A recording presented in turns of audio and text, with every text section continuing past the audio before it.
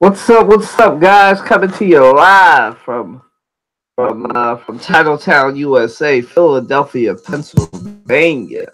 I am your host with the most, Kylan Watson. And I'm just here rocking out solo once again. Uh, I believe Matt's supposed to be coming. Trey's coming, hopefully.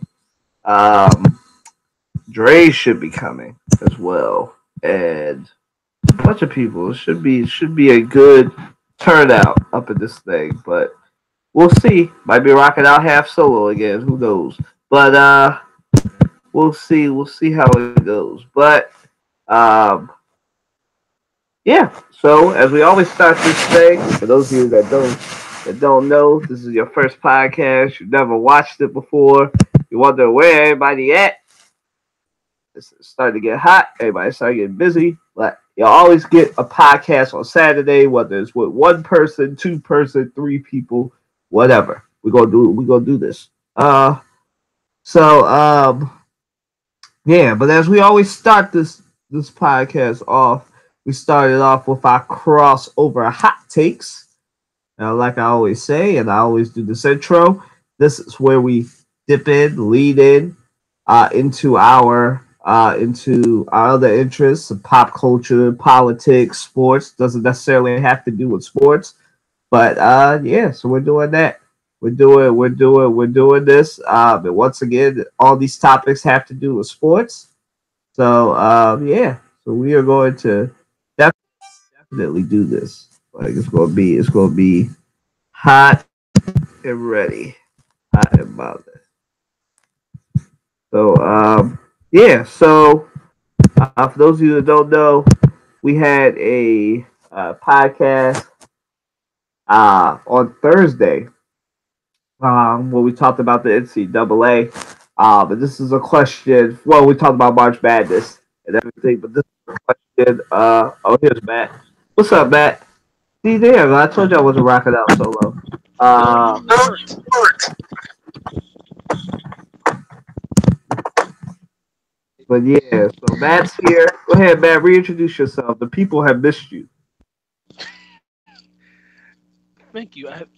It's a joy to be missed.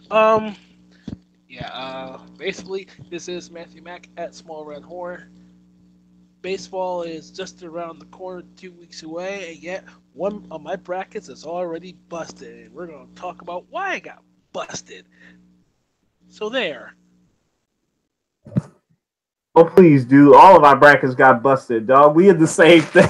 I was number I was number one in our podcast bracket until Virginia lost yesterday. We gonna get to it. Freaking thing. All right, Matt.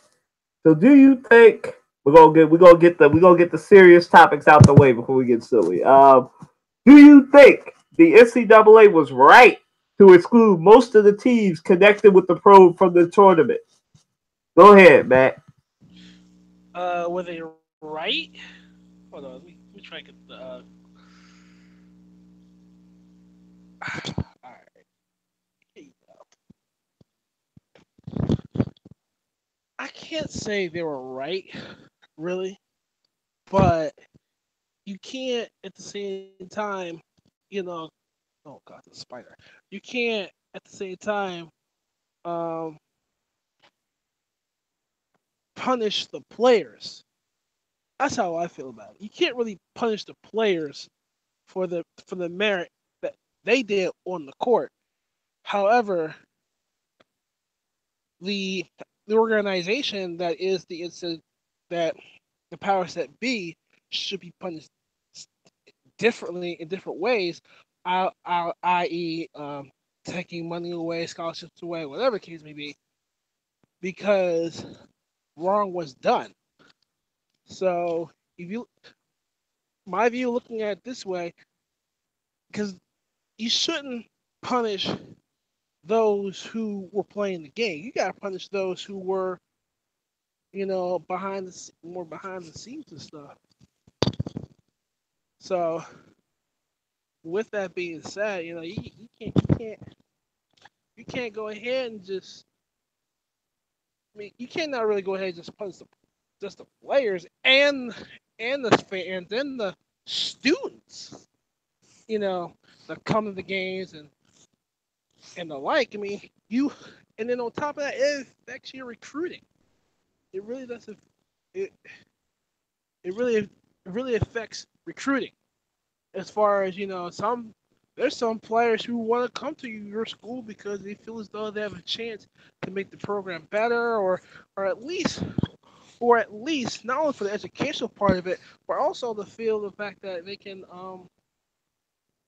make a difference in whatever program they choose to sign up for. So I can't really to me, you cannot fault and punish the players for it. You got to punish the people that run the organization. Now, unfortunately, if it came down to, look, you got to punish everybody, you got to punish the program by doing by doing that, then unfortunately that may have to be the case. But still, I think I think it could be done a little differently. I disagree with it. However, it's the NCAA making a statement to any other program that was to do the similar thing, something similar to what Louisville and others did.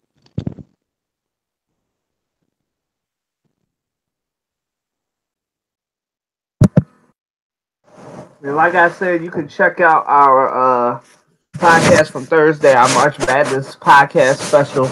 Check out my full thoughts on this, but I'll give it a little preview since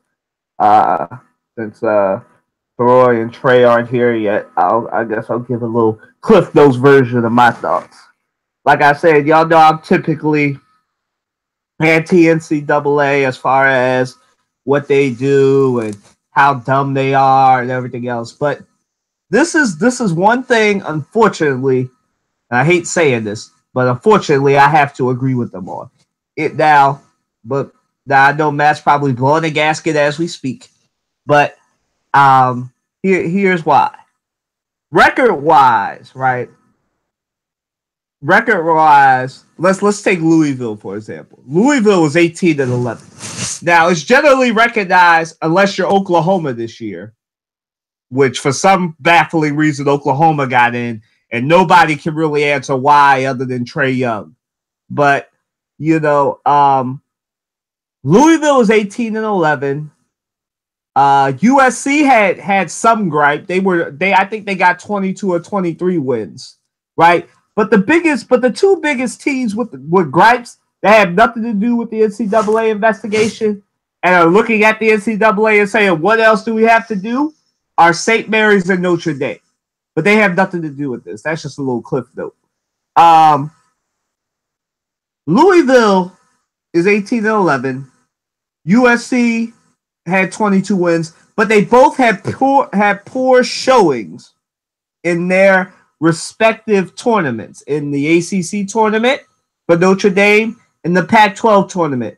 I know some of y'all, I know this is a podcast that typically a lot of people from the East Coast and Central Time watch. Let's be real. None of us watch the West Coast games unless they're on at our time. Like, let's be real. But from all purposes, from what I watched, USC had a poor showing. So did Notre Dame. And that's why they're both not in. Unfortunately, like the great coach Herm Edwards said, you play to win the games. And unfortunately, Louisville and USC didn't do enough to earn a chance at the tournament. Now, I know, like I just said, that really doesn't make sense because, like I said, they put Oklahoma in, but the NCAA, it was just, to me, I'm not paid by the NCAA. I'm not on the committee. It just seems like it was a bonus that they excluded USC and Louisville. But I think it was more because of their record. Like I said, in their poor showings in their respective tournaments. Now, I don't think it's right that they excluded them. But when I did my research before our Thursday podcast, and I've done it now, and I've done it even more in depth now, it was their record that ultimately stopped them from getting in. For me. Go ahead, Matt.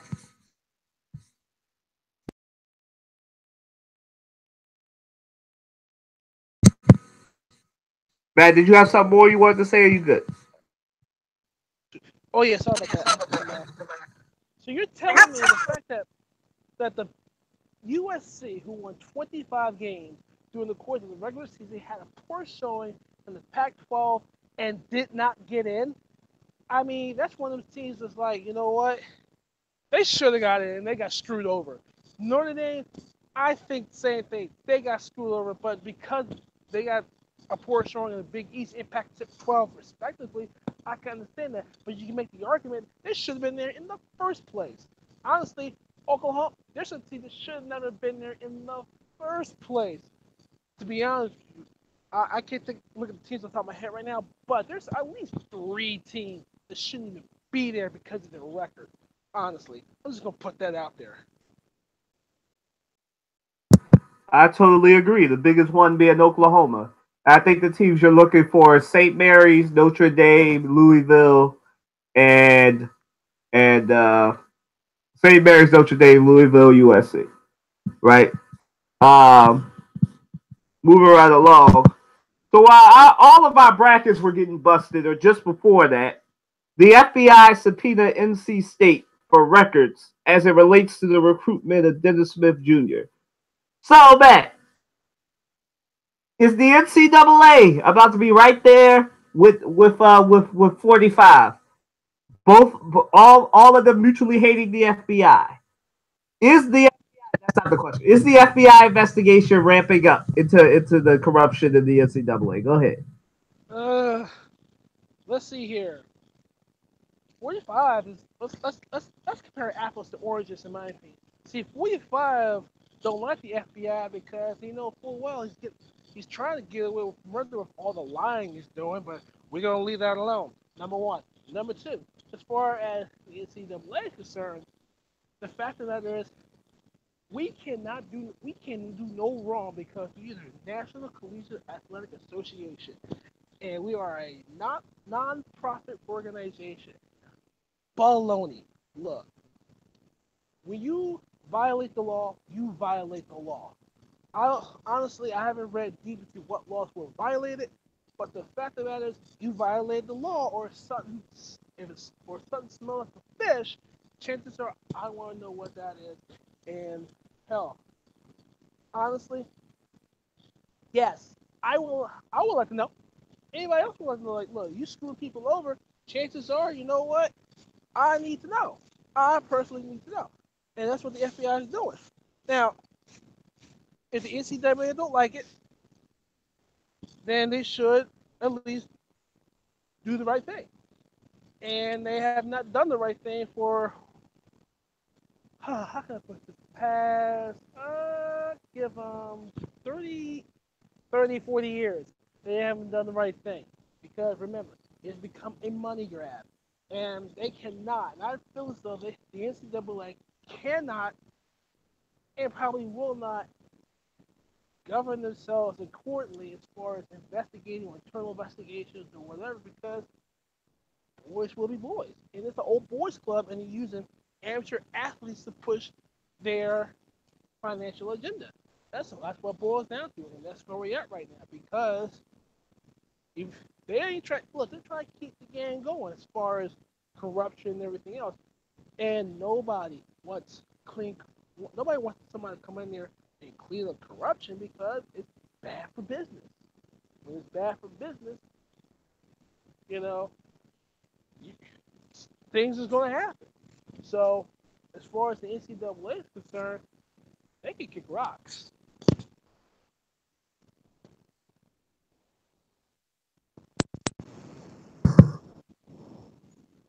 So to answer the question, I definitely think I definitely think the FBI investigation is ramping up. It's funny. It's gone from now it's on the other ACC team. It started in Louisville. Now we're looking at North Carolina State, and unfortunately, a lot of these teams that were associated with this probe lost early. Arizona lost. And that was funny. That busted a lot of our brackets. Arizona lost. NC State lost, and those are just two of the teams associated with the probe, right? And now NC State now has to give over all their records of recruiting Dennis Smith Jr. So is it heating up? Yes, it's heating up.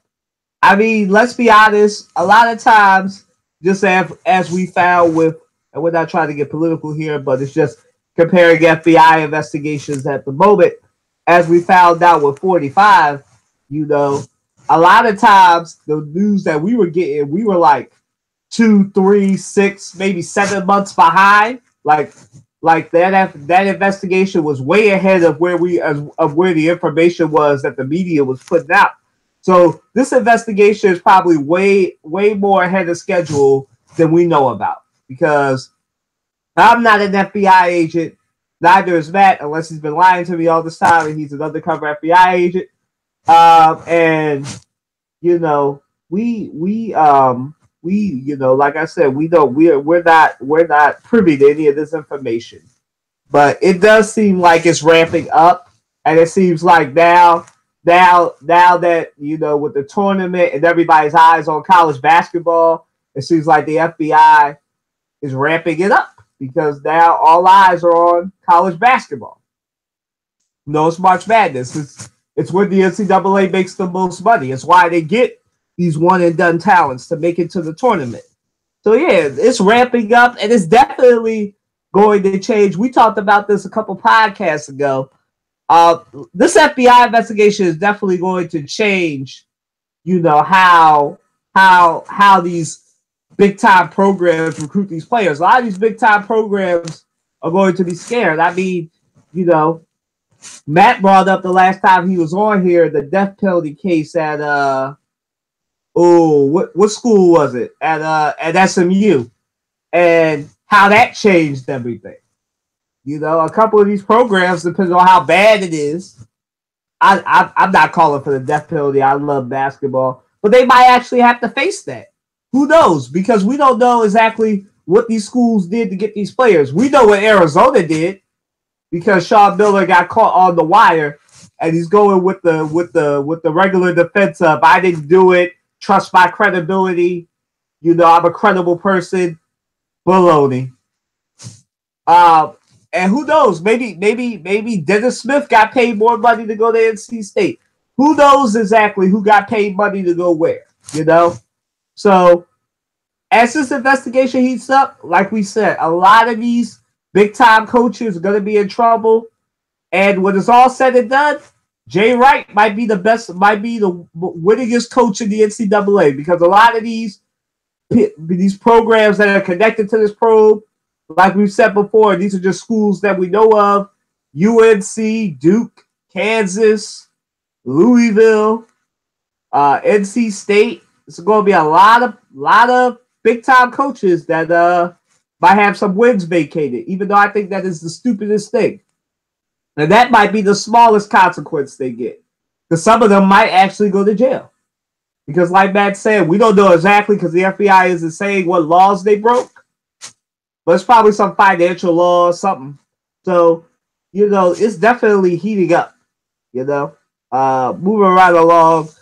So, Matt, I don't know if you read the Undefeated article that I sent you, but why aren't more black basketball players why are more black basketball players not taking advantage of becoming a walk-on player in college basketball? And Matt, you can speak to this a little bit, because out of all of us, you're the only one that played in college. So let us know if there are any walk-on baseball players that you know of too. Go ahead, Matt. If in fact I attempted to walk on Slippery Rock University, but that matriculated. The thing is, it depends on the sport. It really does depend on the sport, and usually basketball,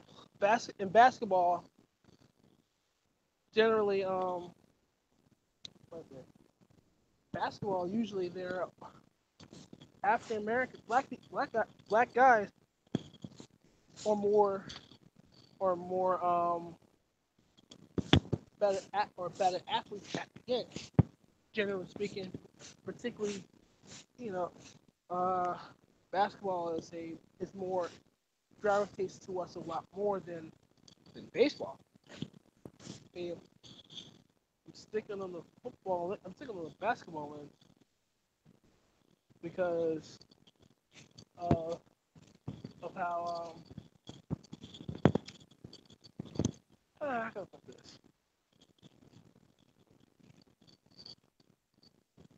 Uh, I can't find the word for it. It depends on the sport, basically. It really depends on so. And for basketball, and football, you'll find, particularly basketball, so you'll find a lot more black players, particularly in a lot of bigger D1 schools and programs, i.e., Miami, Syracuse, etc., versus smaller schools like what's that school? I can't think of it right now. But a lot of smaller schools that are in the tournament right now, you'll see a lot of mixed players and stuff like that, more white players. So it really depends on what each coach is looking for, and usually the better talented players, particularly in basketball, are black.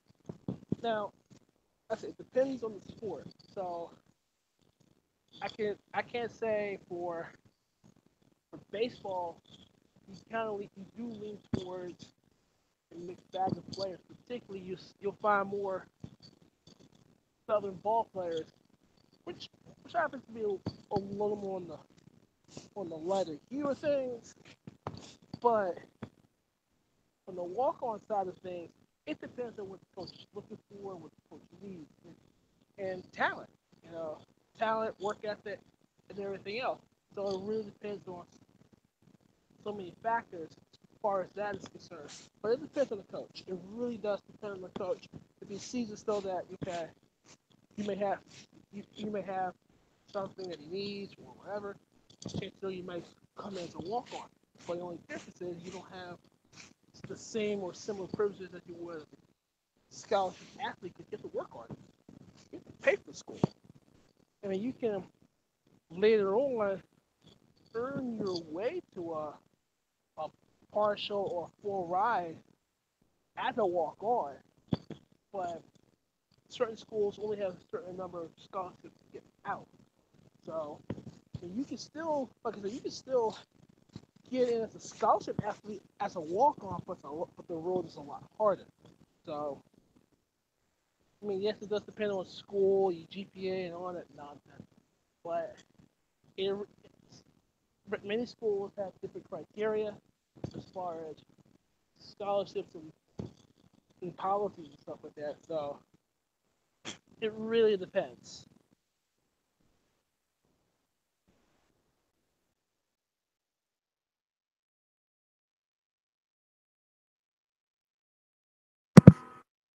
I think this is a non-walk on talking. I think that a lot of basketball players, as Matt said, don't do the walk on position because in the black community, as far as us at basketball, basketball is our everything. I mean, we're the community that coined the term "ball is life." And that's just how important basketball is to our community and our culture. And so, as Matt said, like if you're a black basketball player and you are good enough to get a scholarship, you taking that scholarship. There's a lot of black black ball players, unfortunately, that do not walk on, and for whatever reason, in the article, in the undefeated article, it's a really good article. You guys should check it out on walk-ons and why more walk-ons. I got something. Believe it or not, there are there's actually a lot of black ball players in every school you go to that do try to walk on. I mean, I know I went to school when I was in Slipper Rock. My roommate and another person that I went to school with, we were all from Philly. They were both ball players from Central and Southern Manchester, respectively, high schools in Philly, and they both tried to walk on. So that's a lot of ball players no matter what race, particularly black folk, that would try to get in as a walk.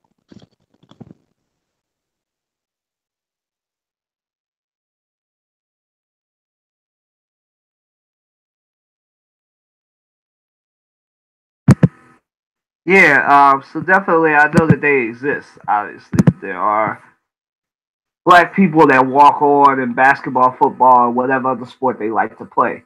But they were saying in the article, and I definitely agree that there is a stigma with the walk-ons. You know, especially in basketball, you have to do a lot.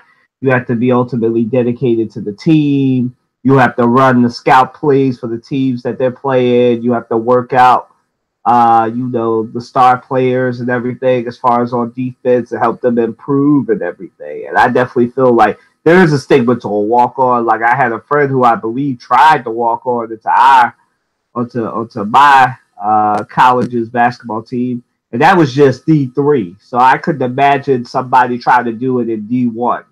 You know, where it's even more of a full time job than it is in D3 or D2. You know, and they were saying there's some financial barriers because a lot of times with walk-ons, some of them work out and get a full scholarship, but a lot of them don't go to the next level as far as NBA, NFL, MLB, whatever. So a lot of them end up getting a coaching job. It's a good network to be in. Like you work your way up to becoming a coach, an assistant coach, a trainer, whatever you want to be. And I think that's great, but I can't believe that more African Americans, more brown people are taking advantage of this. And I know Matt said that there are people that take advantage of this, but I just want more of us to take advantage of this. Like, not everybody's going to be a LeBron James, a Kobe Bryant, a Dwayne Wade, a Ben Simmons, or a Joel Embiid. Not all of y'all are gonna make it to the NBA and the NFL. That's not to discourage you, but that's facts. I mean, I think they say, and Matt can correct me if I'm wrong. What is it like?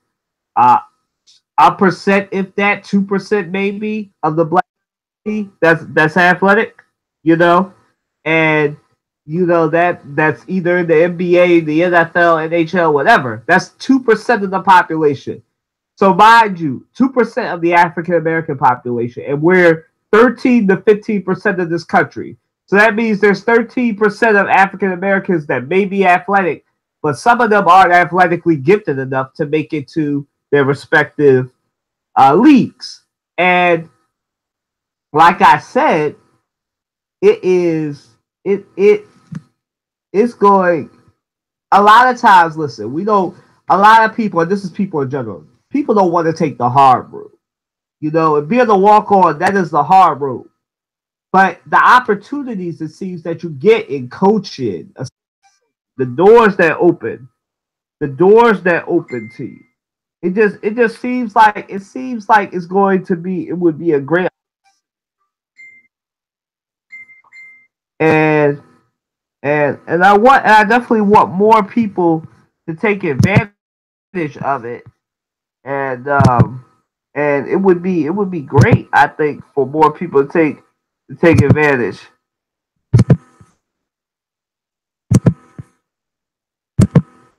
It would be great if more people took advantage of it. Um, you know, and I really do hope more people take advantage of it. All right, so moving right along. Uh, our reaction to NFL free agency. Matt, you good? You got your earpiece back?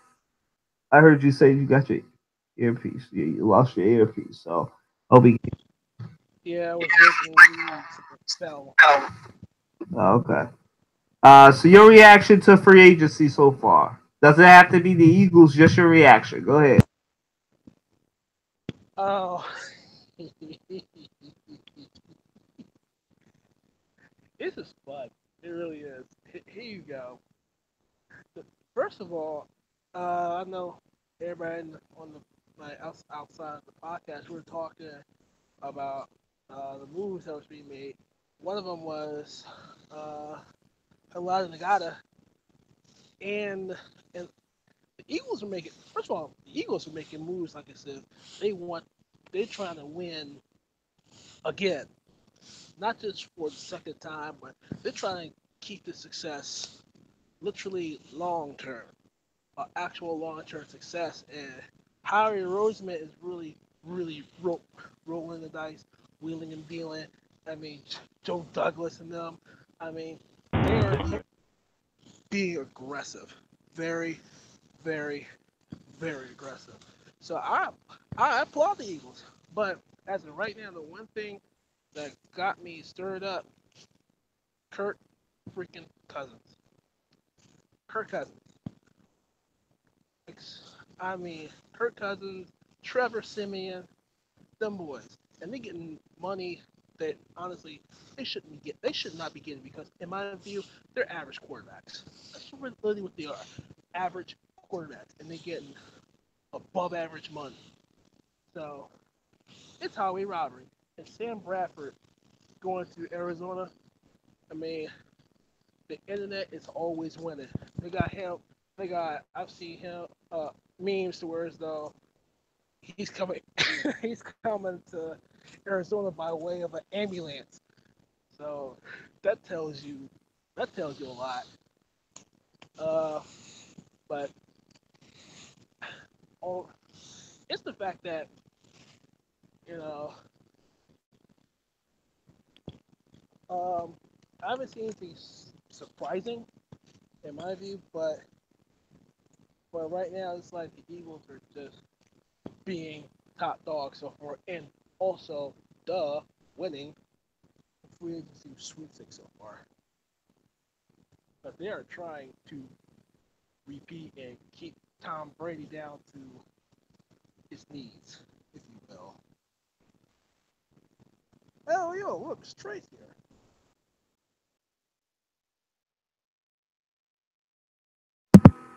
Oh, what's up, Trey? Let's see. Yeah, we're only on the fourth question, so you can go back if you have anything that you want to answer from our first couple questions. I don't know if you want to talk about if you think the NCAA was right to exclude, the Louisvilles, the USC's of the world for being connected to that probe, or if you just want to talk about NFL free agency, you go right ahead. Go ahead, Trey. Welcome back. Yeah, what's up, guys? I guess I'll quickly mention my thoughts on the NCAA thing. Um, I mean that whole we talked about it kind of talked about it last week, but we had some um, other things pop up, within the last week or so. But I mean it's all a mess, and I think the NCAA is part of the problem, and part of it is just the schools themselves and the culture they have or they've created at these schools. Um, so um, it's it's unfortunate that a lot of this happens in some of these sexual assault allegations or um, you know cheating, whatever when it comes to recruiting. Um, but as far as some of these other schools that are connected to um, the connected with the pro from the tournament is, I mean, you have USC. I mean, if you go back with what happened with Louisville, they literally stripped, the championship from them, and that had never been done before. You've had teams in football and basketball where, you know, a conference championship or has been Sorry, stripped. actually, Michigan's title got stripped. The Fab Five. Right. Yeah. You go back to like the Fab Five. Um, so I mean, to me, it's just a big mess, and I mean, the answer. I mean, unfortunately, as much as I harp on the NCAA for being hypocritical, they've got to crack down on these things, and the university, somebody at the university needs to take leadership on these things and make sure that there's better accountability, whether these things are going on or not. There needs to be, leadership needs to be put in place if it's not already there to make sure that there's accountability among recruiters and among coaches and athletic directors, so that um, there's there's touch points at each level of management when it comes to the faculty and the staff, and then also touch points when it comes to accountability on each level of the coaching staff, whether it's football or basketball. Um, and then I'll hop on to NFL free agency. As far as the NFL free agency goes, we had a lot of things going on, and I think this is the first year of the NFL's new rule where they've kind of got a legal tampering period, where essentially free agency starts, a whole day or a day and a half early. Um, so teams are able to kind of negotiate and verbally agree to contract and deals, and then on Wednesday they were at 4 o'clock. They were able to actually sign the deal. So you had guys like Kirk Cousins signing with Denver, or excuse me, not signing with Denver, but signing with the Vikings on an $80 million contract, which you could say he deserved or he didn't deserve. I mean, based on how he's played the last 3 or 4 years with Washington, I don't know if he's worth 80 million, but he's definitely worth maybe 40 after that. I'm surprised at what the Eagles did, but NFL free agency is. I'm always intrigued by NFL free agency when you find out, this major player is moving here, and we're still in the thick of NFL free agency, but there's still some other free agents out there that have some decisions to make, or need to be re-signed, that type of thing. But as far as the whole thing with, I thought it was very interesting how Case Keenum goes to Denver, and then you have this whole thing about Kirk Cousins, and you thought that maybe he was going to end up re-signing again. Because, I'm like, where's all the reports about where Kirk Cousins is going to sign? And then, boom, I think it was sometime on Wednesday, he's agreeing to terms on a deal that's worth like $27 million a year. And I like what the Eagles are doing. They're bolstering their linebacking group. They released some veterans, and they're clearing up cap space. And from my perspective, it looks like Howard Roseman is trying to pull some more magic, but we'll see.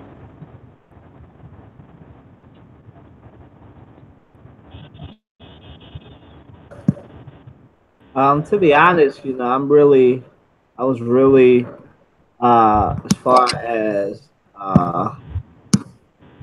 NFL free agency goes, I was really surprised. Only thing that really surprised me, other than Kirk Cousins going to Minnesota, was the fact that Arizona was willing to spend more money on a injury-prone quarterback. Like they didn't have enough of that with Carson Palmer. Right, and then the funny thing about that, not only did they get Bradford, then they go and release one of the best players on defense. Yeah, Tyrann Mathieu. Yeah, I was mad. I was mad at the Eagles because I thought they should have gotten them. I know Jalen Mills was advertising that, but it is what it is. I'm excited for the Eagles and what they're doing, bolstering that defensive line, and they might not be done. Ndamukong Suh's out there, and he said he'd come here for free. I doubt he'll actually come here for free, but he's out there too. Like Matt said, the Eagles are basically trying to bury every quarterback they face, basically, and I'm surprised that they're not making more offensive moves. And by that, I mean they got rid of Torrey Smith. I guess they're really confident in Mac Hollins, maybe. But I thought they could at least try to get Jarvis Landry or a wide or another tight end. Actually, believe it or not, I like the Torrey Smith move better because it does. Mac Hollins doesn't look like a receiver, particularly on the slot side, that can do some damage, particularly for the offense. So the Torrey Smith move, I'm cool with. Now, but as far as their offense is concerned, I think they need to shore up their own line a little more. But that's about it. O line and tight end. They ain't got no. They only got one tight end on the roster. Uh, So I really want the Eagles to look at tight end and wide receiver. I guess they're going to do that in the draft. Um, got way too many cornerbacks now, so I guess somebody's getting traded. But I was really, the one thing that surprised me though in free agency this year, I really did not think, even though he's in his 30s, that the Green Bay Packers would re-sign Aaron Rodgers and then get rid of his top target. Like, they really New England Patriots that. Like, that's a move I expect the New England Patriots to do. All right. Here's your new contract. Oh, by the way, we got rid of your best receiver. That was a move, man. Yeah.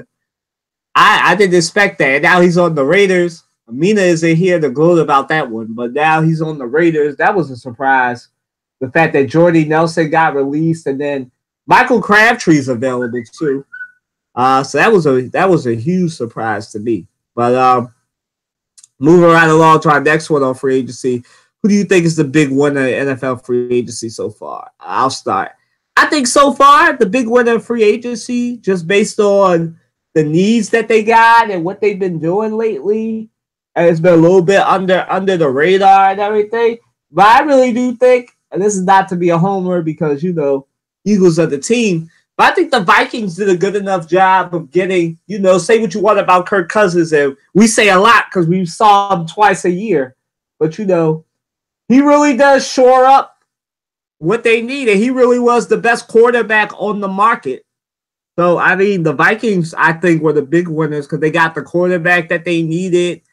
I think they've also made some defensive moves. They got somebody. They got somebody defensively. Somebody remind me who they got defensively. They got somebody defensively. Man, I can't remember who they got defensively. But they got somebody that really showed up. They got Muhammad Wilkerson. That's who they got.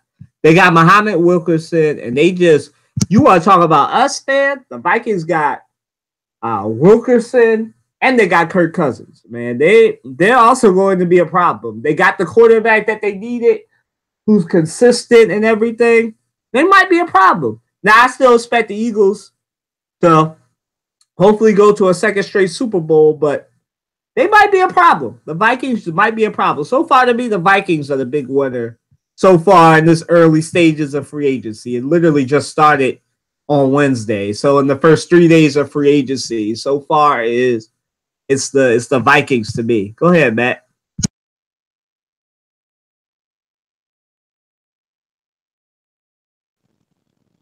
All right, I'll be honest with you. So far, the Eagles are winning. Here's why.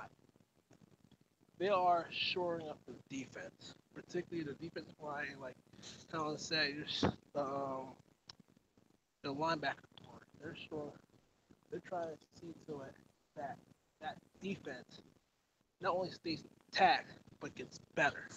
We already know about their depth at the secondary position, and also the fact that the Eagles literally, their offense. They do need to address the O line and the tight end situation since they really supposed to sell it and surprised me, Trey Burton. But right now, I think, this is no home route. This is just what I think. Eagles are winning as of right now, because they're addressing what they need to shore up that defense and add more depth to certain positions, and that's what they're doing. This and the fact that they're adding depth to the front seven is extremely important. So, winning Eagles, winning. Trey?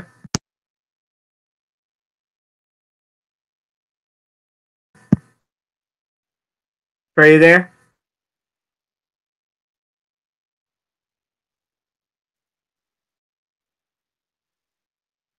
CT3, you there? Oh. All right. Hopefully he'll be back. We'll know what happened to Trey. But go on to our next question. All right, Matt. Is Saquon Barkley the beast of the 2018 draft class? Go ahead.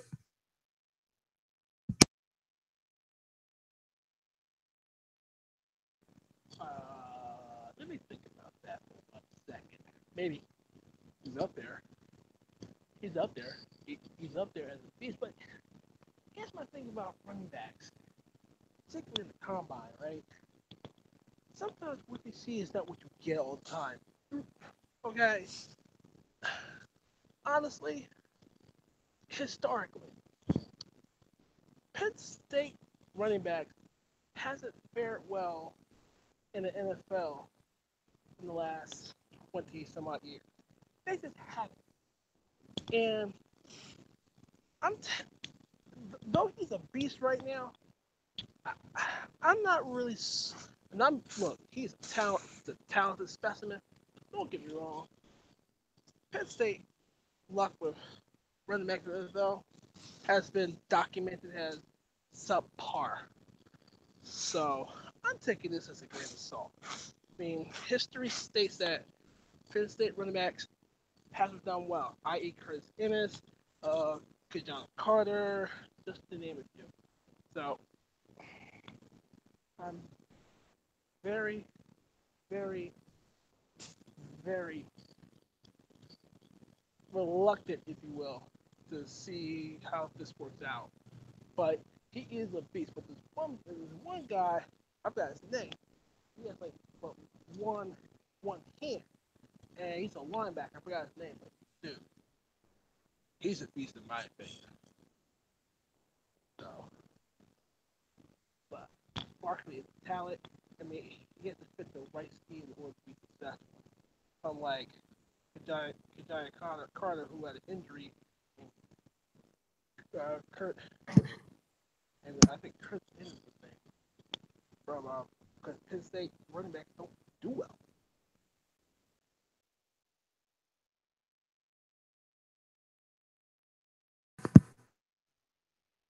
All right, let's try CT3 again.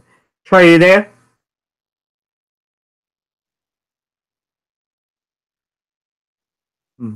Yep, I'm here. We're on Saquon Barkley, but you go ahead and tell us who's your winner of free agency so far too. Go ahead. Oh, well, I think in terms of pure need, Denver has, even without Aqib Talib, Denver has a championship caliber defense, and I think we can all agree that at quarterback, I think quarterback, offensively was what was holding them back. So acquiring, although I think Case Keenum is not anything, I don't think he's necessarily anything special. I do think he's better than what Denver has now, and I think if they can improve their offensive line, they would be the winner, because I think because of the fact that they're so good on defense, and offensively they were lacking really. And I mean, the offensive line is not the best, but if you put at least a solid quarterback there, they're very formidable on offense. And I would say also that the Saints are also a big winner by simply just re-signing Drew Brees.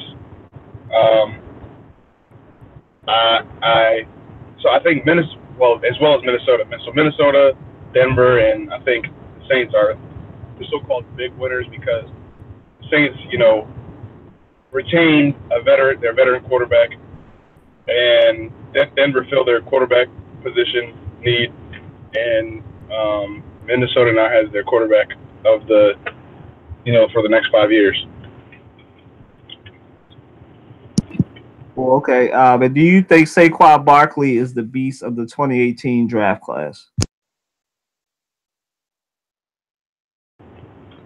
Well, yeah. I mean, Saquon Barkley is probably one of the best running back prospects we've seen since like Adrian Peterson, probably. And I do think he's better than Ezekiel Elliott. I think Zeke has, we all know that Zeke has had problems with injuries, and he's also had problems with, staying on the field when it comes to, legal issues. And I firmly believe that Saquon Barkley is going to be the next, the next great running back where every time he gets the ball, whether it's running the ball or catching the ball out of the backfield, that everybody is just going to be like in awe of what he does, because he's such a large back. He's very, in terms of size, he's very similar to Adrian Peterson. But one thing that Adrian Peterson lacked in were two things that he lacked in was that he wasn't great as a pass catcher out of the backfield, and he had problems with fumbling. Throughout his career, he's had problems with fumbling the ball. Saquon Barkley is both a tremendous runner and a tremendous pass catcher out of the backfield, and he's also never had a problem with fumbles, a major problem with fumbles. So I think it would be a shame if he didn't go number one, but wherever he goes, I think he's going to play. I think we're going to see Saquon Barkley is the next great running back. Yeah, I think Adrian Peterson was really, really good. I think Zeke is really, really a really good running back. Leonard Fournette is great, but I think we have the next great running back and Saquon Barkley. That you might, that is probably going to be a Hall of Famer and go down as one of the best running backs of all time. I think. Listen, I wrote a article about Saquon Barkley's combine. You can check that out. WatsonSportsTakes.com and WildfireRadioSports.com as well. Here's a shameless plug. Yeah, I think Saquon Barkley is the best running back to come out of Penn State since Larry Johnson. I don't know why people forget about Larry Johnson as if he wasn't a good running back out of Penn State. But Larry Johnson, I think that, like Trey said, I think he compares very favorably to, Adrian Peterson. If you really want to look no farther, and I pointed this out in my article, he ran a 4.40 for his 40 time, and the only person to have a better 40 time than him is Calvin Johnson. And we all know how much of an athletic freak of a football player Calvin Johnson was. So if he's even half of what Calvin Johnson was in the NFL, he's going to be a beast. Now, I know Matt pointed out all the running backs that don't last, that didn't last out of Penn State, but let's be real. The best running back out of Penn State before this guy was, like I said, Larry Johnson. And, I really hoped before the Eagles won the Super Bowl that they would get a high first-round pick just to take this guy and keep him in the state of Pennsylvania. But it doesn't look like, unless Howie's going to mortgage the farm for him, that we're going to get either the number 2 pick or the number 1 pick. Although Cleveland's been stupid before when it comes to trading with us, so who knows? But I don't think they'll be able to get Saquon Barkley. And so what I'm hoping is, you never want to see somebody go to Cleveland, but in this case, because I don't want him in the NFC East, I hope the Cleveland Browns select him with their number 1 pick. Now they got a quarterback now with Tyrod Taylor. They got their wide receiver. All they need is their running back. So I really do hope they take Saquon Barkley with the number 1 pick because I don't want him in New York. What else? I think that Saquon Barkley, like Trey said, is going to be good for a long time. And moving to segue into our next question, will he change the running back position forever? I think that he will definitely change the running back position.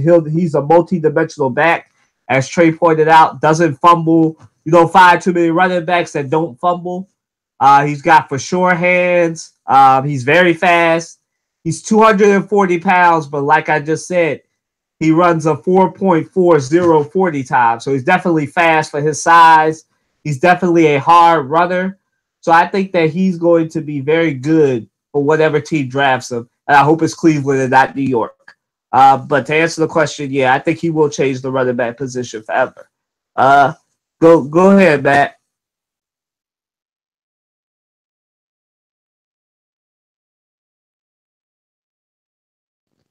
No, it's not going to change the running back position. No, I'll tell you that right now. No, he may redefine it, but he's not going to change it. No, in fact, this type of runner that he is, he's going to give defenses a coach's problem. Yes, but it's not going to change it altogether. I mean, this is what happens when you write these questions. Now, you better be careful how you write these questions, bro. Because I'm telling you right now, the wording on these questions, man, I'm telling you right now, you're going to give me an aneurysm. Keep it up. But, no, look. Stop being the diva, man. Just answer the question. That's all. That should. Look. But he's not going to change the position. He's going to give defenses a lot of problems. And I agree with you. I don't want him in the NFC East, but then again, we're talking about Cleveland here. And Cleveland does a very dumb decision. Keyword, dumb. Okay? But I don't honestly see him going to Cleveland because their need is not in the running back. Their need is in the quarterback position, their old line, and everything. So running back is like dead last once you set that old line up. Other than that, look, Barkley is a talent, and he's a force to be reckoned with. So he's not going to change the position altogether. No, it's going to redefine the redefinition of it. I can see that, but not to sit here like he's going to change. You remember, it's the system that changes positions. Okay, it's the system, not the player. The system. Yeah, there are some few exceptions like Jerry Rice, Walter Payton, etc. But no, it's not going to change the position. No, so he might evolve it to something else, but he's not going to change it altogether. So with that, no, come on, change it? No. All right, go ahead, Trey.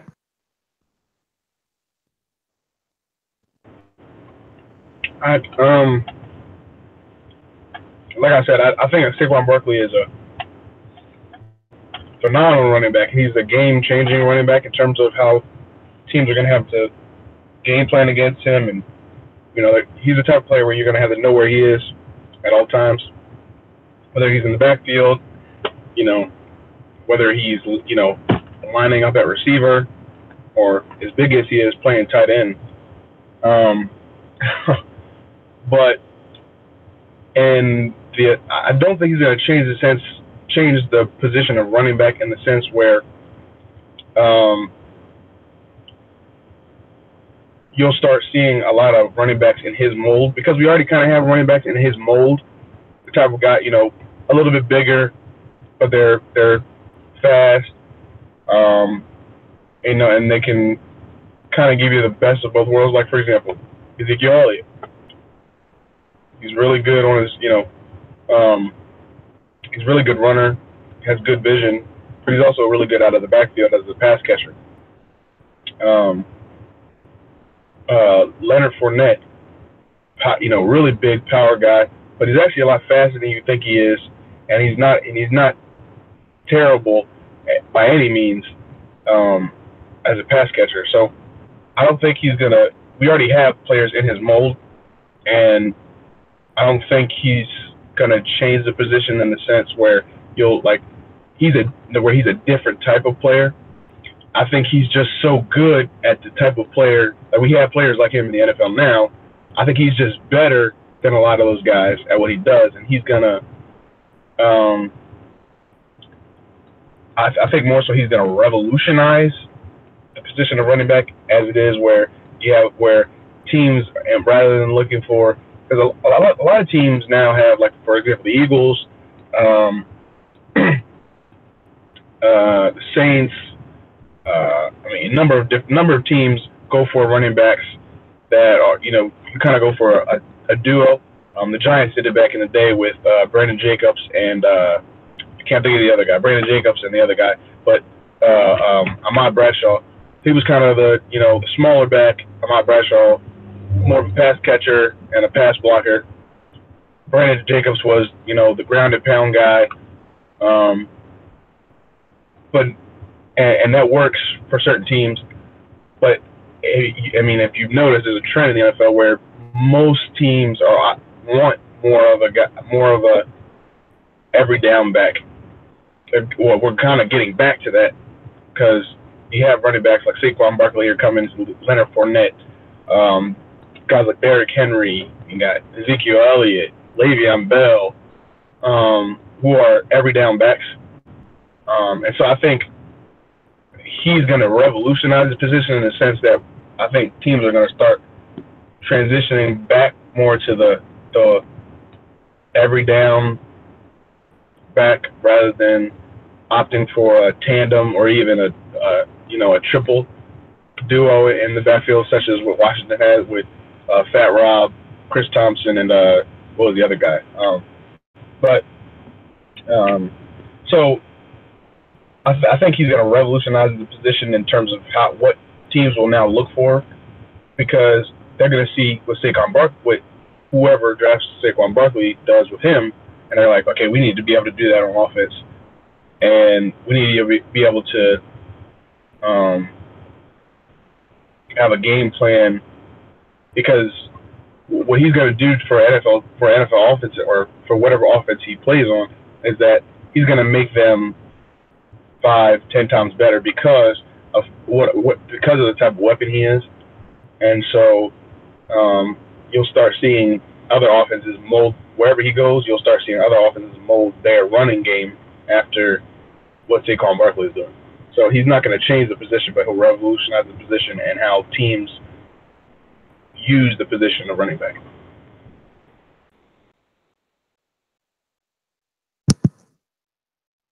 All right, go ahead, Matt. Do your baseball / spring. I was about to say spring break update, spring training update. Go ahead. Uh, well, first of all, I gotta say this about Philly signing Jake Arrieta. I'll be honest with you. The, the Phillies the Phillies surprised me with this move. They really did, because here you go. You needed an ace. You're opening they start Aaron Nola, but the Phillies finally uh got a need covered in getting that number one, because they realized that Aaron Nola is not that guy. So by having Aaron Nola number one for 3 years, that could open up, and Santana at first, that could open up some doors. That could really open up some doors for the Phillies as far as moves for the next off season. However, given what's going on now, you have Nick Williams, and yeah, you have your shortstop in the future that's here now. I think this is where my prediction ends. This Phillies ball club and the way Gabe Kapler's going to run this team, I think this team may be an 80-win team. About 80 wins. I said it last year, but I fell short. But people pass 75 wins. I think this team may go above 80 wins. They may not make. I don't think they'll make the playoff this year, but sure enough, they're in. It should be in the talk or in the thick of it. As far as a wild card race is concerned, the Phillies are I think about I would say a player or two away from getting back into playoff contention for sure. Because right now that Yankee lineup is scary, very very scary. And if you haven't noticed, okay, I admit Russell Wilson as a baseball player is not bad. If he wants to play for the Yankees, let him. Although he wants to play for the Rangers. So by trading the rights to the Yankees for I forgot for what. Kudos to the Yankees. Yeah. But for the Phillies right now, this team. If you don't watch baseball, you should watch this Phillies team. This team is going to be fun to watch. Fun to watch. And then you have a pretty good situation of what looks like a four-man rotation in the outfield with Nick Williams, Rhys Hoskins, Aaron Altair, and Odubel Herrera. So it's gonna work out. And oh, by the way, I'm sorry, Tommy Joseph, but you're the odd man out. So he's been designated for assignment in Lehigh Valley. So that in order to make room for Arrieta. Oops. But I kind of saw that happening anyway. So I think the Phillies may want to deal him somewhere for some money. So that's where I think Tommy Joseph future may be, because I think his days in the Philly are over with Rhys Hoskins and Carl and then Santana here. But and they do have an aging K-Rod, Francisco Rodriguez. I don't see him making the ball club really. I really don't. But he does add some veteran leadership to the bullpen. But I think he may start in AAA Lehigh Valley, as far as I'm concerned. But if you have not watched baseball yet, you should check the team out, because they may make some noise come August-ish.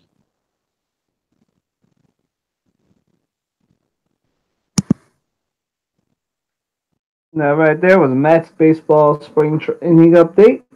Moving right along, our reaction to the second or third casualty of this week of the Eagles roster moves. What's your reaction to Vinny Curry getting released? We'll start reverse. Go ahead, Trey. I mean, I like Vinny Curry, and he's the type of person who doesn't necessarily get the sacks. I think he only had 2 sacks or 3 sacks this season, but he's always in the quarterback space. He's always in the backfield, and actually this year, we realized that he's a very, very good. He's very good against the run, and I would have liked to have him on the team because he is a little bit young. He's only, I think, 27. But when we signed or traded for Michael Bennett, I mean, to me that was the nail in the coffin for Vinny Curry, unless they could get some deal done. But I mean, when they signed Michael Bennett, I was like, I think the Eagles are planning to release Vinny Curry, and that's what they did. As much as I like him as a player, I don't know if y'all saw the Facebook article about when they released him, but the little picture they used for the article was him after they won the Super Bowl, sitting on the field crying, and I was like, yeah, they did him wrong there. But I mean, he's always been a good defensive end for us. They gave him that big deal, or somewhat of a what you would call a big deal for the player he was at the time.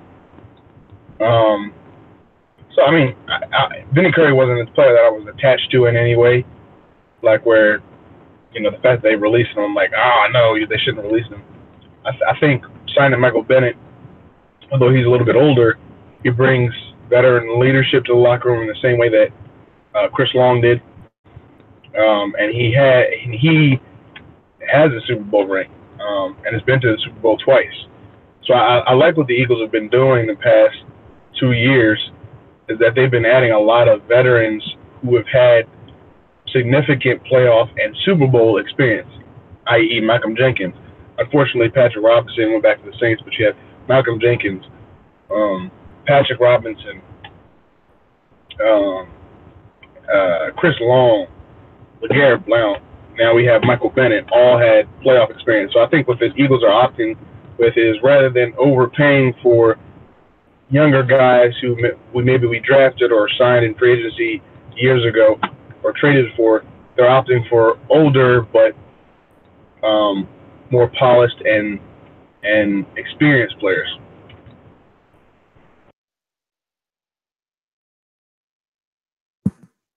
Matt?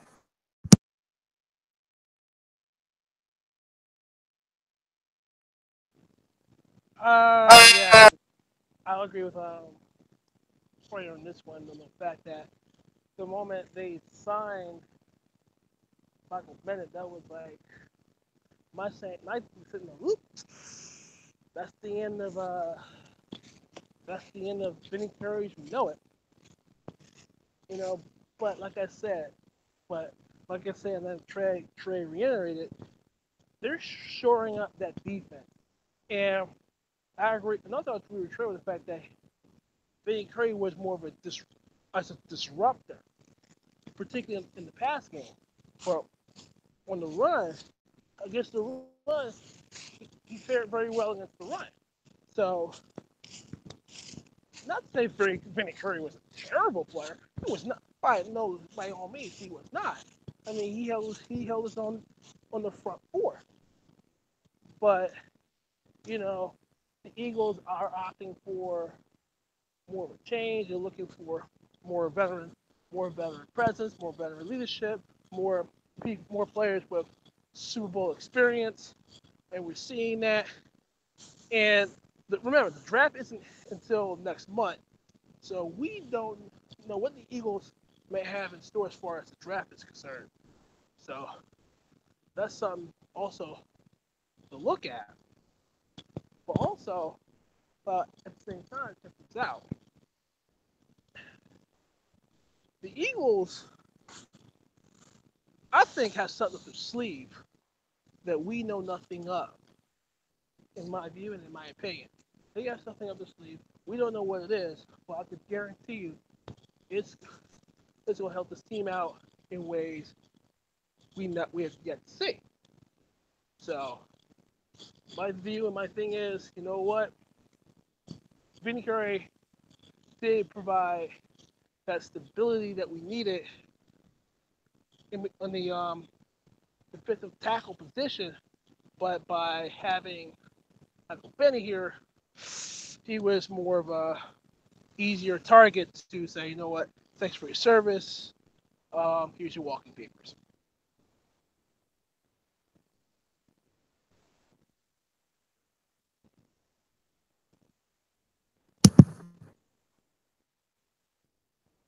So I definitely think, yeah, I don't think any of us were surprised that Vinny Curry got the axe. I mean, it was either him or Chris Long, and we knew they probably weren't going to axe Chris Long. So, unfortunately, Vinny Curry is a casualty of adding Michael Bennett, and that was a great move. And I was shocked that they even were able to get Michael Bennett.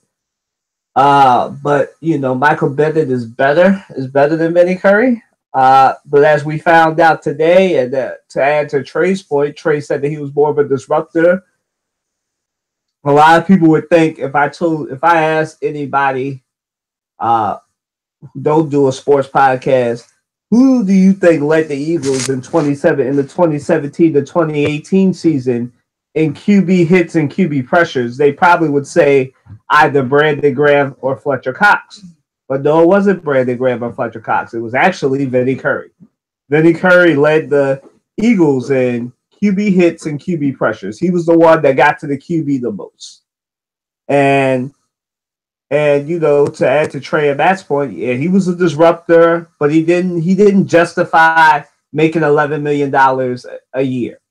And Even though I love the man, I like Vinny Curry. You know, it's unfortunate. It's a casualty, but hopefully he lands on his feet and doesn't go to any NFC East team. Goes and has a great career. You will always have your Super Bowl ring. You'll have your ring. Probably already have it, but you'll have your ring officially in September, whatever that first game is. And we're just excited to have Michael Bennett. And it's unfortunate that we had to lose Vinny Curry to get Michael Bennett. Like Trey, I would have rather had him on the team, but he wanted more of a presence on the defensive line, and he wasn't going to get that here. So hey, it's probably better that he walks now. So yeah, but it is unfortunate, but it's the way of the NFL.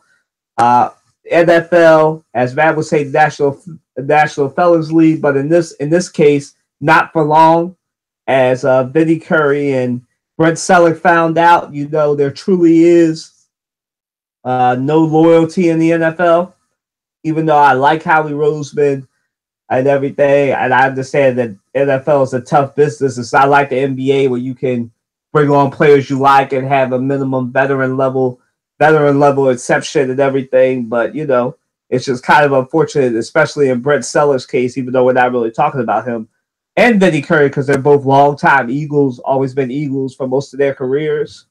Just a shame that this is what he has to do to get under the cap. That's unfortunate, but that's the NFL.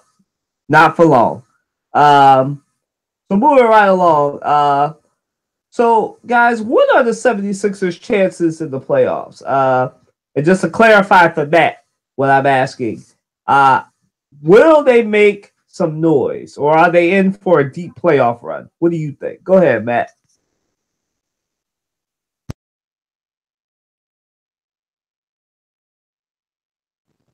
It depends on where they seated. It depends on where they at and who they play too. Now, if you would have said, okay, they would have played Cleveland, they would have made serious noise because they could play up to Cleveland. But I think from where they're sitting right now, I think they would play Indiana, so that's like a little bit of a problem. It depends on where they're seated, who they play, and how it plays out. They can make some noise, but as of right now, I do see them as a first round exit at worst, as a first round exit. But if they go, but no more than a second round, here's the door. See you later. I'm just keeping it real because the Sixers are there as far as okay, we're here, but as far as conference finals / NBA finals appearance, they are not there yet. Not even close. I think they're about a player or two away. I think 2 players away from that serious talk. However, and and we're praying the fact that Markel Fultz can finally find his damn shot for once in his freaking life. But this team, don't get me wrong. I mean, this team has a lot of promise. This team can do some damage over the course of years, and that's why the process is what it is. It's a great process. It's a wonderful process, but it ain't over yet as far as completing the process, as one would put it. So I do see this team right now as of now, a first round exit, but it's not gonna be like a five games and you're done. It might go as far as deep as 6 or even 7 in the first round at worst, but at best, uh, best of in the best of 7 series, maybe they may see their sales out the door in the second round, winning only 1 or 2 games in the second round.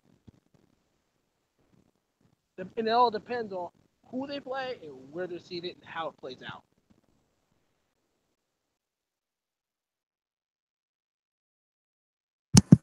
Trey.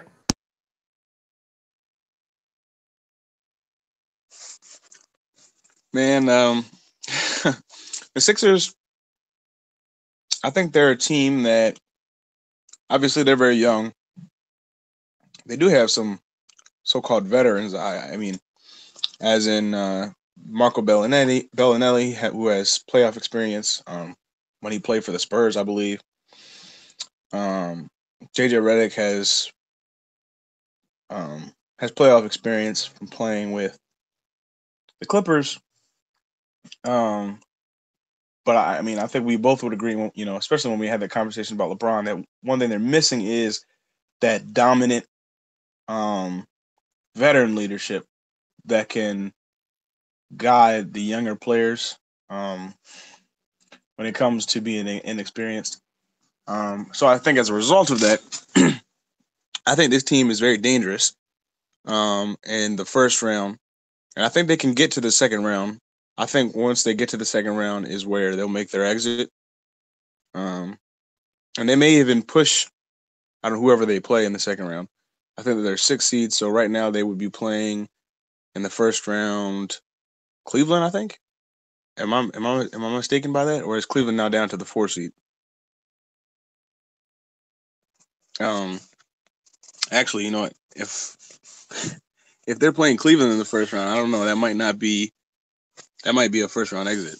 It might not be a sweep, but they're playing Cleveland in the first round. I think that's a first round exit. No. So Sixers are the 6th seed, so they'll be playing Indiana, and I think they match up actually pretty well with Indiana. I think that would be actually a really, really good series to see Victor Oladipo and the Pacers versus Joel Embiid, Ben Simmons, and those guys again. So I think they could actually win that series and move on to this next round. And they could even do some damage in the second round. But I think second round is where they make their exit. And it's not talent. I think it's lack of experience, and it could be. I don't think we should. I'm kind of going all over the place with this, but I think two of their problems is the lack of veteran leadership. True, like polished veteran leadership. And I think they're lacking in their coaching. Although I do like Brett Brown, I think if he can't capitalize on what we have now, and I don't think he's getting fired because they have a second round exit. But if he does, if next year they win 50 games or 53 or 52, 53 games, and then exit again in the first or the second round, then I think we see Brett Brown get fired. Well, I got to stop you there. Because hold on, if you watch Sixers games lately, and pretty much the way they've lost games, they've gotten in their own way. The Sixers have gotten their own way because of one thing and one thing only, and we've seen it time and time again. Turnovers. It's not the free throw line; it's turnovers. That's how the Sixers got. Right, and I think that's part of that is they're young, and so they want to do too much. And a veteran and a good coach will, call a timeout and calm the guys down and have. So a guy like, for example, Greg Popovich, the Spurs are known for not turning the ball over a lot. And surprisingly, the Sixers actually were a team about 3 or 4 years ago that didn't turn the ball over at all. Like they averaged like 11 turnovers. Even when they weren't very good, they didn't turn the ball over a lot, which was in the Brett Brown era. So I know that Brett Brown can get guys to be smart and make smart passes. And so, to me, that's it. But that turnovers is a result of, in some cases, poor coaching. And I think Brett Brown can do a better job of preparing them and not. I'm not gonna put it all on. But then there's also the veteran leadership, huh? I'm not gonna put it all on Brett Brown. I'm not putting it on Brett Brown, but he is the head coach. He may have something to do with it, and like you say, we have seen Brett Brown teams take care of the ball, and we have seen it. But the more the fact of it is, how can I put this? What's the best way to look at it? Offensive, lack of judgment, lack of better term. Like, for example, I'll give a personal example. I know when I first Because I mean, I only had 3 full years of organized basketball. Most of the basketball I played before I started playing in high school was, street ball. And in street ball, street ball is really sloppy. There's a lot of fouls that you don't call, that type of thing. You probably turn the ball over a ton more than you would in a regular game. So when I started playing high school basketball, I struggled early on because it was too organized for me, and I was like, "What's going on here?" And so I turned the ball over a lot because I would make a pass that out on the blacktop you can make that pass, but on the court and in an organized basketball game you shouldn't do that, right? So I think some of that is, like, for example, Ben Simmons. Ben Simmons is a type. He only had 1 year in college, and in high school, what's going on in high school is that they're bringing up these kids through AAU and stuff like that. So they're taught to play the same. They're taught to play kind of like street ball, right? So I think because they're young, guys like Joel Embiid, Ben Simmons, they're young and they want to do everything. They want to try to do. In some cases, they want to try to do too much. And in Ben Simmons' case, sometimes he doesn't want to do enough offensively. And I think that. So my point is that all of that's because they're young and they will learn. And the addition of a veteran, not JJ Redick, but someone who was a key player on a championship team to come over and kind of mentor these guys. And because I mean that's something that's so priceless in terms of having a championship caliber team. So for me, that I mean, you can't put it all on one person. But to me, that's why their exit is going to be, in my opinion, in the second round, because I think their talent will be able to carry them through the first round. But then I think in the second round, when they face a better opponent, then their talent is not going to be enough, and it's going to come down to experience and will to win and whoever is the better coach. And I think in the second round, I think they're going to meet their match. I don't think they're going to just get swept, but you'll definitely see that the Sixers need some work, and they're going to have to do some other things like sign a veteran. And so, we'll see. It's all speculation until it actually happens.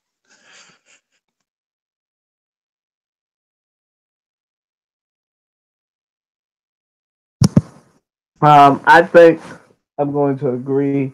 Make this a unanimous sweep. I think that they're going to go at least to the second round, maybe an early first round exit, depending on how the seeding shape up. Now they could work their way up to the fourth seed and play whoever's in the second seed up there between. It's probably Boston.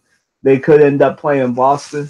Yeah, Boston's the 2 seed in the playoff. So I think that depends. I think they match up very favorably with Boston too. I think any of the top 4 teams they match up really well against. I really don't think, and I'm not just gonna act like I haven't watched Cleveland all season and just think that immediately LeBron's gonna that they're going to turn on that switch and they'll just be a dominant team. I think the Cavaliers that I've watched this year would not be a team that would scare me in the playoffs. And I think that the Sixers, whoever they face, whatever top 4 team they face outside of the Raptors, I think that they could easily beat that team and go to the second round. It might be a tough 7-game series or maybe 5, 6, or 7, but I think they match up very well with all the top 4 seeds in the East. And I think that if turnovers don't get in the way and they don't have a game where they're turning the ball over 24 times or more than that, I think they'll be all right. I think they'll go far. I think they'll go to the second round. Now, I'm not saying they're going to make it to the Eastern Conference Championships. I don't think they'll do that yet, but I think that they're a player away. I think they're a Paul George, Kawhi Leonard, or LeBron James-esque player away and a fully healthy Markelle Fultz away from really, really making some noise in the playoffs. And if all of that happens, you already have a LeBron-esque player in Ben Simmons. What more LeBron-esque players do you need? I said a Kawhi, Paul George, a Klay Thompson, or a Kawhi Leonard. Kawhi Leonard is the most favorable player that we need, to be honest. We don't need LeBron James. I got into this argument with Andre about this. We don't need LeBron James. We need a Kawhi Leonard, a Paul George, a Klay Thompson. Somebody who can shoot. Not saying LeBron James can't shoot, but somebody who's actually consistent with the shot and can play some defense. That's what I mean. And because honestly, what the Sixers are missing is somebody other than Joel Embiid who can create their own shot. And if that's Markelle Fultz, that's Markelle Fultz. That's why they drafted him. But if they got to get somebody in free agency, go out and get. I've always been mad at the Sixers because they know Markelle Fultz isn't playing. So why not go ahead and trade at least for a year? Because I think he'll be a free agent coming up this year. Why not go out and get Kemba Walker? Shore it up. You know, get somebody in there that can play and that can create their own shot. Because that's what we're missing. Somebody who can create their own shot outside of Joel Embiid. And maybe when Ben Simmons actually develops a consistent jump shot from Tim Duncan range, then I'll consider him more of a two-dimensional superstar instead of the 1.5-dimensional star he is now. You know, because let's be real, he can dunk the ball, but he can't shoot yet. But I think that they can match up very well. I think that they'll go to the second round, maybe the Eastern Conference Championship, depending on who they match up with. But I definitely think that they're going to make some noise. It's definitely not going to be a sweep. It'll be like a 5, 6, or 7 game series. And they might win, and they definitely match up very well with the top 4 seeds in the East. And I think that they will go at least to the second round. All right, so moving right along. All right, we're gonna talk about our Final Four and championship game projections, and then we can also talk about UMBC breaking up all our brackets. All right, so my Final Four, I think we're all screwed because we're all in the same bracket. Listen, let me tell y'all a story. Let me tell y'all about life. We have our bracket, the Crossover Sports Podcast bracket. I believe we're all in it, right? I'm sitting pretty. I'm number one ranked. And then one of my brackets, my championship contender and my Final Four contender goes down. Virginia. I picked Virginia in one bracket to win it all. And, you know, Virginia lost by 20 points to a school that I have a lot of friends at, but had never heard of before meeting these friends because I don't live in the state of Maryland, right? And somehow this team beats Virginia because they kept making 3-point shots, and then because of the 3-point shot, they were able to attack the paint. And you can check out my article about this. Down Goes the Cavaliers, Wildfire, Radiosports.com, and WatsonSports6.com, which is Down Goes Virginia. And you know, it just messed up my Final Four. But before that, my Final Four was Virginia, Villanova, UNC, and Kansas, I believe. And the other bracket is the same: UNC, Kansas, Virginia, Villanova. It's just the championship. The championship game is different. It was Villanova, Virginia, in both, with Virginia winning in one and Villanova winning in the other. And obviously, with Virginia losing, I'm all in on Villanova, Kansas, and UNC now as 3 of my 4 Final Four picks. So the road just got easier for UNC and Kentucky and maybe Cincinnati. I'll say that to get in now that Virginia's gone. But I'm just so upset at Virginia. I can't believe that they laid an egg of that epic proportion as the strongest number 1 seed, the overall number 1 seed. And maybe it's because they lost DeAndre Hunter, a guy from Philly. Maybe he was just that important. I watched Virginia. You know, I knew he was a superstar, but maybe he was more of a superstar than I thought he was because Virginia looked lost without him. Go ahead, Matt. Thank you, UMBC, for messing up the bracket. Congratulations. I'm happy for you. Go ahead, Matt. It seems as though there's going to be that one team that when I went to pick my bracket, I had two of them. One winner, Villanova. The other one, winner, Virginia. And like myself, I and Kyler were top two. Then Virginia laid the biggest egg you can lay for number one, that is, in the first round. And by the way, that is the first 16 seed to ever knock off a one. And I can tell you, and I think we had a notification that says about a good 62% of brackets on ESPN were done. Now, granted, I didn't watch a lot of college basketball, but I did enough reading and enough research so you know what? Virginia is someone that you should be scared of or concerned, if you will. I don't want to use the word scared, but it can do a whole heap of damage.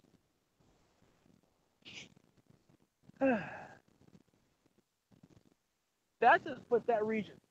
That just opened that region wide open. Excuse me. Let me reword it. That region is wide open now. Which brings me to this, my next point. Was Virginia worth being the number one overall seed in the whole entire tournament? Was it worth it?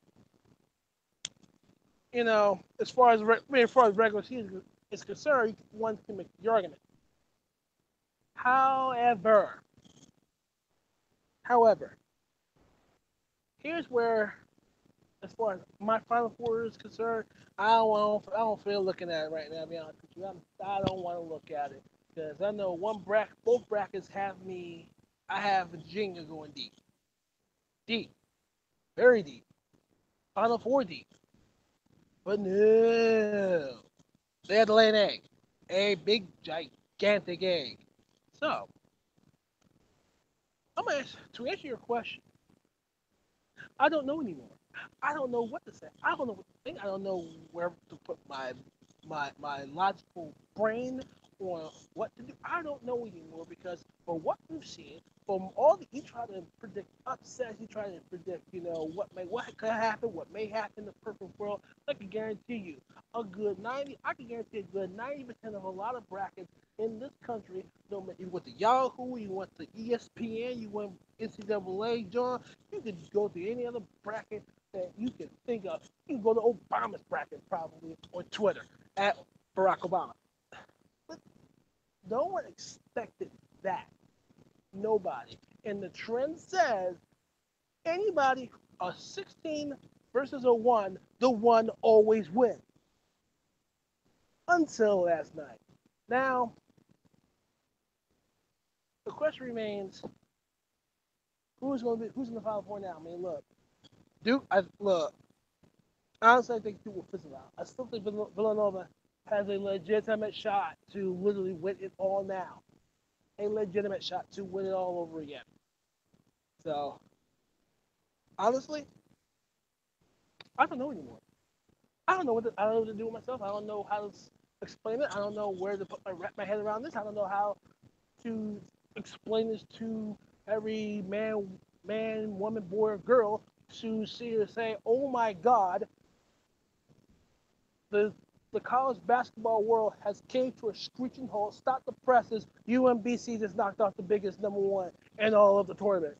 Congratulations, UMBC. You had made the NCAA great again. Why? Because you knocked off the number one. Kudos to you for busting 62% of brackets in the ESPN tournament challenge. Good for you. Because I'll be honest with you, I don't know who's going to be the Final Four anymore because anything can happen. Upsets. For example, I picked Wichita State to beat Marshall. But I was wrong. So, I don't know, bro. I just don't know. My hands are in the air. Y'all upset away because you're going to bust Keep busting brackets, people. Keep busting from non-C all the way down. Keep busting brackets because as far as I'm concerned, I don't know anymore. Y'all can have it.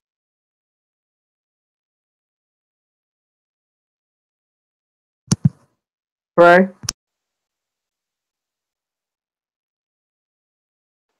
I'm gonna stick with uh, my bracket. Now, my final four that I had in my bracket is still possible, except for one team, and that's Virginia. So I had my final four was Virginia, UNC, Villanova, and a surprise team, Seton Hall. I think Seton Hall is a very good team. They play good defense, and although I wouldn't say they have an easy route, but um, I think Seton Hall plays Kansas tonight. But if they can beat Kansas, I think they can beat anybody that comes in their way. Um, but my final four was UVA, UNC, Nova, and Seton Hall. Obviously, Virginia is out of that conversation. But I will maintain that the championship game will again be a rematch between Villanova and UNC, but I think Villanova comes out on top again. Something like 75-72.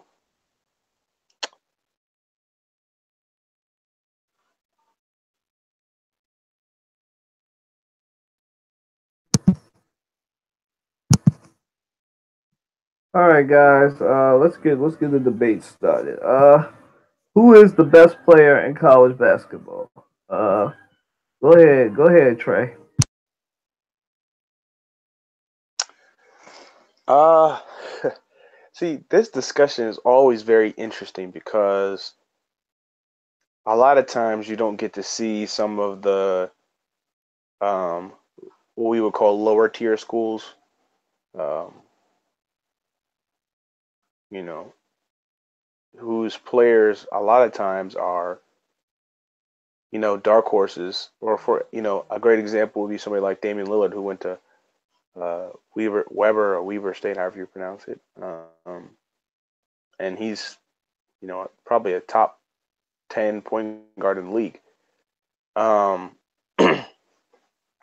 Yet, I mean, if you didn't really pay attention at all to, um, if you didn't really pay attention to college basketball, or if you didn't live anywhere near Weber State, you probably didn't know who Damian Lillard was. Um, so you probably never got a chance to watch him, and so a lot of times the conversation is really interesting because there's a lot of players who you don't normally get to see who are probably better than some of the players that you do get to see on a regular basis because they go to a major school. Um, so I'll base it around the teams that I know about and the players that I've watched, and I'll go with who I think is in terms of college. He's the best college basketball player. Is Trae Young. Um, I think. I mean, if you look at his stats, he's averaging like something like 32 or 33 points a game, like 5 rebounds and like 8 assists or something like that, which is just crazy stats to be putting up in college because in college, it's a what 2 20-minute halves. Um, so it's it's really interesting because a lot of times you don't see players put up those type of stats in college.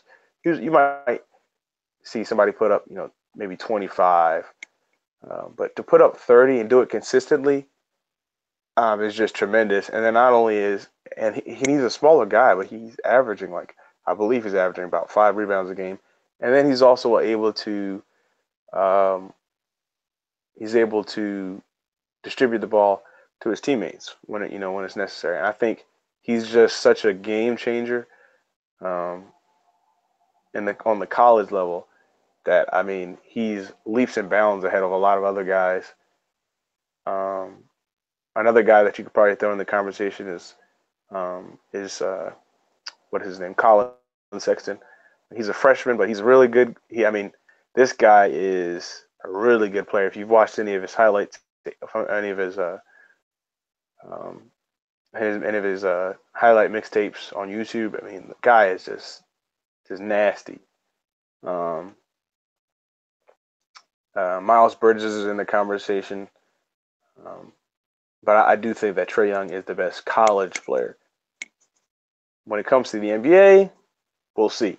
He might be, he might be the new mold of Steph Curry-like players, and or he could just be another player who's, a really good scoring point guard, goes to the NBA, and then turns out to be too small and can't play defense.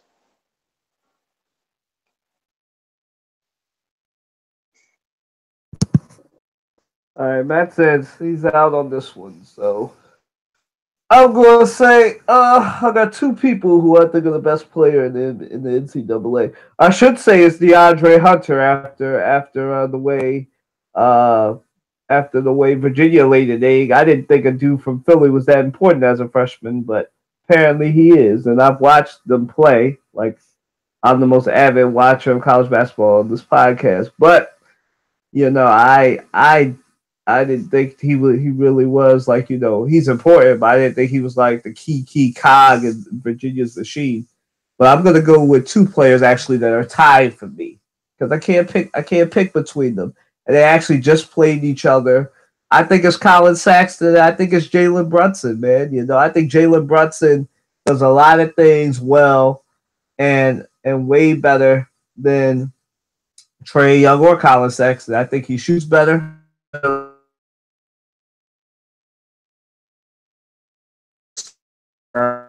Colin Sexton, but I think, and some people say this is a homer pick, but it's not just a homer pick. I've watched all of them play, and I think that Jalen Brunson is the best point guard in college basketball because of what he does, the leadership he has, and everything else. So I think that he obviously can pass. He's obviously unselfish. He's a guy that puts up, I think, about 16 to 17 points a game. Has like 5 or 6 assists, and is really, really good at what he does for Villanova. Now, and it's not just down to coaching either. Like, he really is just that good to me. And now, will that transfer over to the NBA? Who knows? But his dad played in the NBA, and I think it will. I think he's a good player. I think he can go far if he decides to come out. Now, he is a junior. So if he decides to come out, I think he could be a top pick for somebody. I think he can be a good player. I don't know necessarily if he'll be in the starting 5 or just a good man off the bench or something. But you talking about Sexton or you talking about Trae Young? I'm talking about Brunson. Oh, Brunson, okay. I think Jalen Brunson is the best point guard in the NCAA. And I know some people will point out the fact that, Trae Young scores the most points and he has the most assists. But Trae Young, for real, a lot of people compare him to Steph Curry. But for real, if you actually look at the numbers and how many turnovers he has per game and the assists, and you've watched him, he's more of a gun point guard in the mold of a Russell Westbrook. And I know most people will say Russell Westbrook's not a gun. I don't think you really watch basketball if you don't think Russell Westbrook's a gun. Russell Westbrook is very much a very good player. He's one of the toughest NBA players ever. But Trae Young is more in that mold of somebody who will give you that 20, 38 points, shoot the most shots, give you assists, and also be the main reason you lose a game because he turns the ball over way too much. And Colin Sexton, I think that he can benefit from one more year of school, even though he is a great talent. He's an attacker. He can attack the paint like no other. He's got a great shot and great farm. I think he could benefit from one more year of college. I think both of them are going to come out, but I think Jalen Brunson right now is the best player in the NCAA. I think that he's the player of the year. I think that he's better and does better things and is more important to his team than both Sexton and Trae Young. But hey, that's why these things are debates. I think Jalen Brunson is the best player in the NCAA to me. Go ahead, Trey. I'll let you respond. We got a couple minutes. Matt's not gonna participate. So go ahead. Well, yeah, I mean, I agree with you. Like I said, it's a very hard discussion to have because a lot of these guys are in different levels of the career. They're different types of players. They play in different systems. So, a team like Villanova, who's more of a defensive-oriented team, they're good. They're very good on offense, but their mantra is playing defense. So maybe Jalen Brunson could be a better scorer if the offense that he is playing in was more tailored to if they were a team that favored offense rather than defense, or maybe Trey Young wouldn't be as good of a player if he's in an offense where he's not the best player or he's not the number one guy, and so he has to kind of defer. How would he fare in that situation? Or Colin Sexton, how would he fare in a situation where he is the number one guy? Because can he handle that? He's kind of young, that type of thing. So I do hear you on Jalen Brunson. And one guy I forgot to mention is DeAndre Ayton. DeAndre Ayton is, he's a monster. He's a center, but he can move and shoot like he's a guard. He kind of reminds, in terms of his play style, he kind of reminds you of what Joel Embiid now is in the NBA. Really good jump shot, athletic, good footwork, that type of player. I think DeAndre Ayton is actually going to be, though, what I think he's going to be in terms of build. He's actually built a little bit more like Dwight Howard, but he can shoot, and his post game is much more polished, which is interesting to see. So I think you got to throw DeAndre Ayton in there in that conversation as well. A lot of times when we're thinking about when you're talking about any sport, well, I guess particularly basketball, a lot of times you look at like the 1, the 2, the 3, and the 4 position, or excuse me, the 1, the 2, and the 3. But a lot of times we kind of neglect, when you're thinking about who's the best player, you neglect the 4 and the 5. And I think DeAndre Ayton definitely has a place in the conversation to be, best player in the NCAA right now, just because of his impact on the court defensively and offensively. He's just a monster, and he's NBA ready now.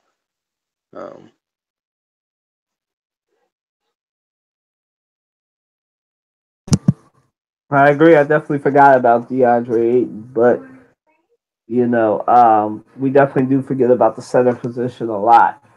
But I think that right now we're in a very much the NCAA is mirroring the NBA, where we're in a guard-focused league. And another person we forgot is Marvin Bagley.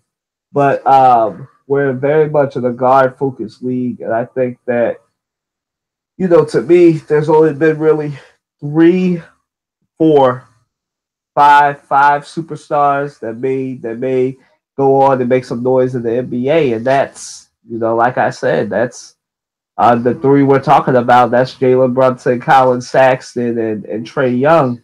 Now, who's going to be the better NBA talent? That's not up for debate right now. But I think that right now, to me, the best player in the league, the one who's been the most consistent, the one who keeps his team in the noise, who's not like Trey Young, who was putting up numbers and their team still was losing for 2 months. It's got to be Jalen Brunson. Like I say, he's consistent. Like Trey said, Trey's also said that it does depend on the system, but I'm just saying, like, consistently, Jalen Brunson didn't fall off. When Villanova needed him to step up, especially after Mikal Bridges and a bunch of other players went down, he stepped up. Now, Trey Young, he didn't have talent. He could barely carry his team. And Matt and I said this before, and I think you will agree as well. And I think you even said it, Trey, that Oklahoma didn't really deserve to be in the tournament. The only reason they let them in the tournament was because of who their point guard was. And, I think that and who knows, maybe they were a beneficiary of the fact that the NCAA said we're not letting USC and Louisville in. So, I I think it's Jalen Brunson. He thinks it's Trae Young. This is a debate that we can have forever. But let us know what you think at Colin W. Watson, at Small Red Horn. Trae is his first and last name backwards, last name first. Can't really pronounce how that goes. But yeah, so just have that debate with us. Let us know if your bracket's just as busted as us, or are you in the 1%? Yeah. My Twitter is my full name Clarence Taylor backwards, but it starts with my first name, so it's Clarence and Taylor, but those are backwards. So it's Eknor Roliet. Sound like a Wakandan name. But we're going to wrap this up. But yeah, let us know if you're in the 1%, a la Bernie Sanders, the 1% of people that got it right and actually picked UMBC over Virginia. I want to meet you. Yeah, at Colin W. Watson, at Small Red Horn, Clarence Taylor backwards, starting with the last name. Y'all heard what he just said. Put that in the thing. Like, comment, subscribe on the channel. Share this. I think we're one of the best, and I know it's kind of a biased opinion, but I think we're one of the best podcasts, sports podcasts on YouTube, just because we not only tackle the sports, but we go in depth. We give you that Philly perspective, that Philly, Delaware, tri-state area perspective that you don't get in shows. That's never duplicated. That's always duplicated but never replicated. Like, I just feel like we're really good. We tackle everything, man. Culture, political. We try and make sure that when y'all leave this podcast, when you listen to it, you come in more informed than you left, because most podcasts don't even do that. They leave you even dumber than you came in with. You should be able to learn something from these podcasts. Hopefully, I hope that comes across. I hope you can see the general friendship, brotherhood, and sisterhood that's here and everything. But like I said, I thank Trae and I thank Matt for coming out on the Saturday afternoon when they don't have to, and supporting this, staying close to my random schedule when I want to do something after a big sport event happens, And I thank them for being consistent. 75 episodes, man. It's been a year. God's really been blessing. Y'all have a great weekend. Stay warm. I don't know if it's cold outside. I haven't been out yet, but stay warm. East Coast, we got another nor'easter coming. Amina's been keeping me updated. Apparently, there'll be a nor'easter here Tuesday to Thursday. So y'all stay. So all y'all go to the stores now while you can. I don't think it's bad, but you never know. And Matt's in warm Louisiana, so they don't get nothing. But yeah, we're out. Have a great rest of your weekend. Enjoy yourselves. Check y'all next Saturday. Deuces.